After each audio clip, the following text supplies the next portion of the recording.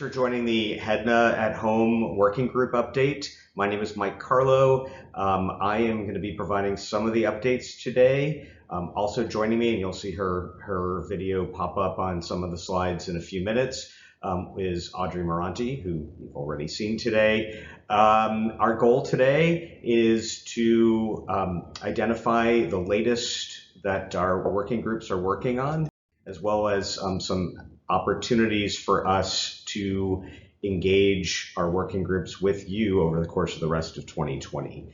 So today we're gonna focus on 5 different working groups that have been very active over the start of 2020, as well as one very special guest star. The working groups that have been active are the Connectivity Group, the Hotel Analytics, Open Payment Alliance, Guest-Centric Payments, and Third-Party Compensation. With that, I'm going to ask Audrey to share a little bit more about a new group that's planned, as well as identify an update for the first couple on this list. Thank you, Mike. And before we start with the working group updates, I did want to share some exciting news. HEDNA has actually launched a new Travel Safe Working Group initiative. As people start to travel again, consumer behaviors and expectations are going to change. We're going to have to drive new safety and health measures. From contactless access and sanitation to new search criteria and ratings, content will become even more critical so that as an industry we can build confidence. And of course, lead to the speed of our recovery. HEDNA is working collaboratively with other industry organizations such as HTNG to identify consumer confidence challenges, best practices, and initial communication successes. If you're interested in participating in this newly developed working group, please contact us at education@hedna.org. Thank you. Now I'd like to provide an update on the Connectivity Working Group. The Connectivity Working Group is responsible for identifying changes in shopping and buying models, system requirements, and the necessary technology for hotel distribution. Secondly, this group drives the evolution of today's approaches to those trends that are likely to emerge. The team then identifies the next steps that the industry will more than likely take toward future state, and finally provides guidance on the best approach for enabling change. In addition, as the industry recovers from COVID, the Connectivity Group is going to work to identify and help members and the industry find ways to maximize all channels to obtain maximum return on investment. So this group is also focusing on specific items that they can do to help members as we recover from COVID and the pandemic. As you can see, the Connectivity Working Group has a lot going on right now. They continue to focus on driving connectivity initiatives that are important to our members and the industry. Should you have any questions on the Connectivity Working Group, its projects, or want to learn how you can get involved, please contact the committee co-chairs. The committee co-chairs for 2020 for the Connectivity Working Group are Lou from IHG, Jody from DerbySoft, and Scott, who's been a longtime co-chair from IHG. Thanks. Next, I would like to share what the Hotel Analytics Working Group is working on for the industry and our membership in 2020. First, this group was developed to increase awareness and adoption of data analytics practices and tools. Secondly, to demonstrate how data analytics can improve hospitality and distribution. And to create recommendation and best practices for our members and the industry at large. For 2020, the team is currently working on creating and publishing an ebook through the development of quarterly blogs. The team is on target to develop 3 to 4 blogs each quarter, which will be bundled together and released as an ebook. The first 2 blogs created and published include analytics, reporting tools, and getting the most out of your BI teams. In addition, we have another 5 to 6 blogs actively in development. Well, as you can see, the Hotel Analytics Working Group has been very busy as well. And again, if you want to learn more or would like to contribute to the work underway, please contact the committee co-chairs. The committee co-chairs for Hotel Analytics include Matthew from Triometric, Connie from Accor, and Nitin from NTT Data. And now I'll send it back to Mike so he can review the payment working groups. Thank you. Thanks, Audrey. The next working group we'd like to talk through is the Open Payment Alliance. And for those of you who aren't aware, the Open Payment Alliance is our working group focused on more efficient B2B payment processing among the industry's very significant volume of third-party bookings. Okay, maybe not a significant volume today, but it was in the past and it will be again soon. So we've had quite a lot of accomplishment with this working group over the past couple of years.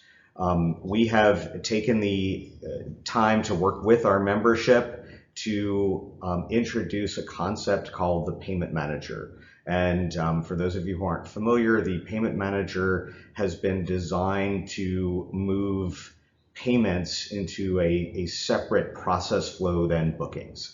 So basically, our desire with this payment manager was to decouple the payment information from the booking flow so that we could actually have greater flexibility and greater efficiency in having those payments processed by the hotels. One of the great outflows of the payment manager is, and one of the mantras of the working group is fax-free by 2023. So our goal is to move away from the OTAs or agents having to fax information to the front desk about what is covered under a specific third-party booking. So we're really excited that that has been agreed to, and we've actually moved very far down the path of adoption.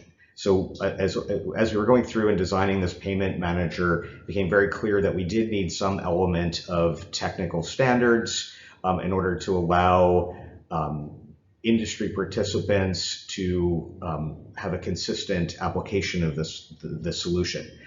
Specifically, I mean, at the front desk of a hotel, you want everything to be the same for every booking, for every check-in, because it makes their lives easier, it makes the guest experience better, and just there's a lot of benefit. And we could go on for another hour or two about the benefits, but I will not. I will update you that we have a joint working group on technical standards for the payment manager with HTNG and Open Travel Alliance.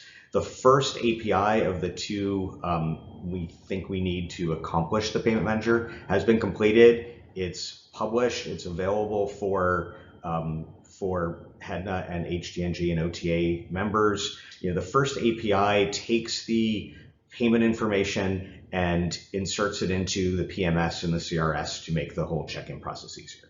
The second API is underway and we expect it to be published in the next few months. The goal of the second API is to make sure that from an agency, an OTA or agency or bed bank perspective, we're pulling the right and consistent information into the payment process flow. The role of HEDNA going forward is going to be to focus on adoption by the industry. We expect there'll be multiple payment managers. We have two in place today. The first two that have been working on the API standards and the co-chairs, which I'll talk about in a second. Well, I'll talk about now. The two co-chairs are Dee Thomas from Onyx Center Source and Xavi Ginesta from the Voxel Group. They both have committed to using their businesses and their businesses using these technical standards to create a payment manager. Onyx, very much focused on commission payments. Voxel very much focused on reservation and booking. So as you'll see over the course of the rest of this year and next, our effort within HEDNA is designed around fostering adoption from all the different participants in the payment flow.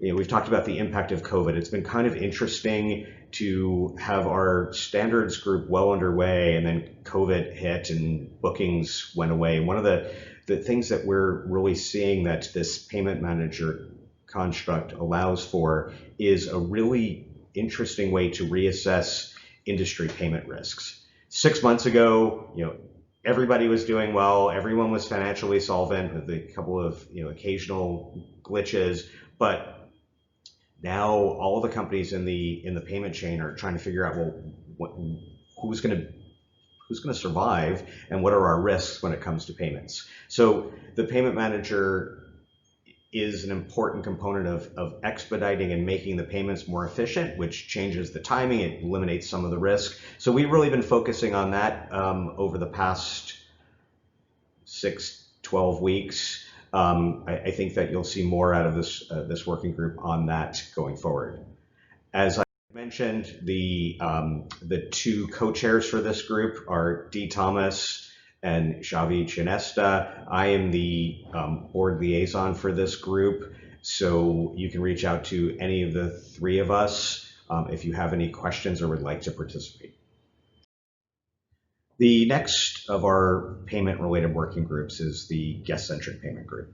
This group's been around for a couple of years and has been really focusing on some of the structural changes in the industry with regard to payments. And this is whereas the Open Payment Alliance is focused on business-to-business transactions, this is a bit more focused on guest bookings. So really what the Guest-Centric Payments Group would like to foster is a better customer payment experience. For those who've been part of this group in the past, you know that part of the challenge is that payment strategies are really designed by where the hotel property is located, not where the guest is coming from. And so one of the primary focuses of this group is to develop a mechanism for hotel brands to create payment strategies based on where the guest is coming from, not where the individual property is located.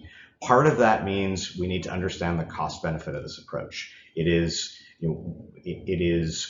one of the biggest costs that we can control as an industry. And at this point, 2 years ago, I don't think we really had any sense of the value. I mean, because so many transactions, if not all at the time, were processed at a local property, at a corporate level, we really didn't have any expertise or information rather on how much was being spent on chargebacks, how much was lost to fraud, what the authorization rates on transactions were. So really this group has started to get everyone to look at the data needed to create this strategy and look at the cost benefit. Because of regulations for the past year, much of the group's attention has been working with the various European governments on advocating on behalf of hoteliers with regard to the strong customer authentication protocols in PSD2. Those have been delayed. Looks like they're being delayed a bit again, but we're really trying to make sure that the regulators understand our industry's model. So if you're having challenges with SCA, I certainly would recommend working with the co-chairs of this group as well.